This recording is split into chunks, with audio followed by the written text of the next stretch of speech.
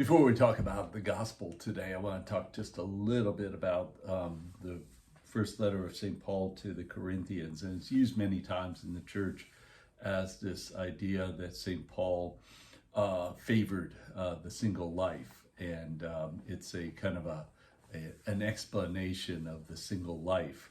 The one thing about it is that St. Paul talked about it. He said, an unmarried man is anxious about the things of the Lord, how he may please the Lord. A married man is anxious about the things of the world, how he please his wife and family. Also, St. Paul saw the upcoming persecutions that would occur, and he thought that it may be better for somebody who didn't have a wife, because if they had a wife and kids, then they would, be taken away, maybe imprisoned. May have to flee the community, and it'd be very difficult, whereas somebody who's single, it might be much easier. The problem is with this is that in 1 Timothy chapter 5, St. Paul kind of changes his mind, because he realizes that somebody who has a vocation to be married is not necessarily a vocation to be a cloistered nun. So he says, if there's somebody who's widowed, and they're young, fine, have them marry. Because again, he realizes that somebody who has a vocation to marriage needs to fulfill that vocation to marriage, and it's not an easy thing for them to do 5 holy hours a day. But again, we think about that. The other thing that he talks about that's interesting is that he says, for the sake of propriety and adherence to the Lord without distraction. And I think that St. Paul would be like beside himself today with all the distractions that we have today. Distractions on the phone, distractions everywhere, that it's very hard for people to be able to pray and to not be distracted. So we ask God for that grace, but it's just knowing that it is a challenge for all of us to pray and to not be distracted. In the gospel, what happens? They come to Capernaum.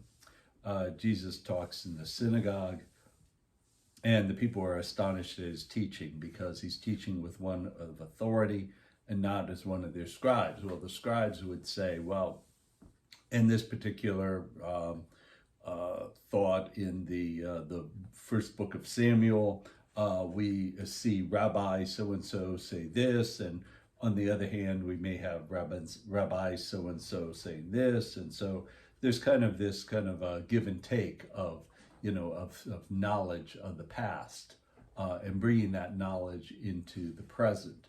So that's what the scribes were there to do.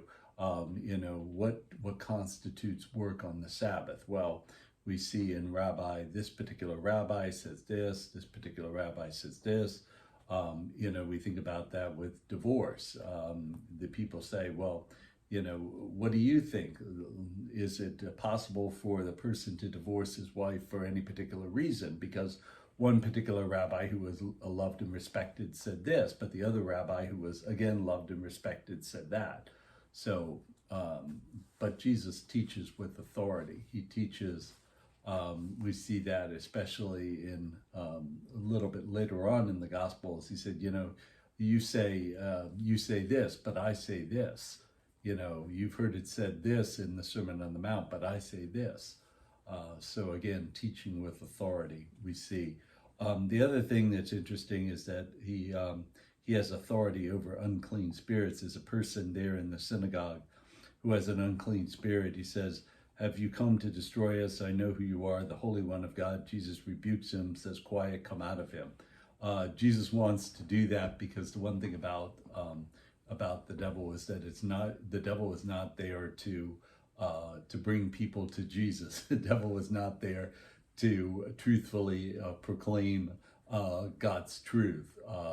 And so the devil is there to divide, to conquer, to lie, to give half-truths, to do all those kind of things, to divide. The devil is not there to proclaim and to be the front man for Jesus in giving an explanation of who Jesus is. So he says, he rebukes him. He says, quiet, come out of him, and he does. The thing that I always find interesting is that there can be people who are possessed who can be in the church. Not too often.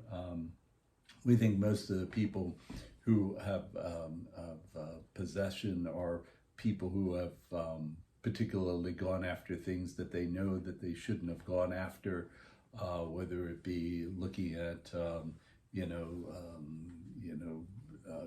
different psychics or things like that, or putting themselves in reading stuff that's really particularly evil, in that they've done those kind of things consistently over time. They find themselves in that situation. But you can also have somebody, occasionally, not often, but occasionally you can have somebody who's there in the church who's very active and yet find themselves possessed by the demons. Why it happens, nobody knows. But occasionally it does. So Jesus says, quiet, come out of him, and he does. The one thing I always say is that Jesus can do it with a command. If somebody goes to an exorcist, then you have to start with the lower level of demons and then work their way up to the higher level. While I haven't done exorcism, I've known people in various dioceses who have done it, and so you start with the lowest level and then work your way up to the highest level. And then so they said, what is this? It's a new teaching with authority. He commands unclean spirits and they obey him. So his fame begins to spread throughout the whole region of the Galilee. One of the things about this fame spreading throughout the whole region of the Galilee is that, in a way, he's cautious.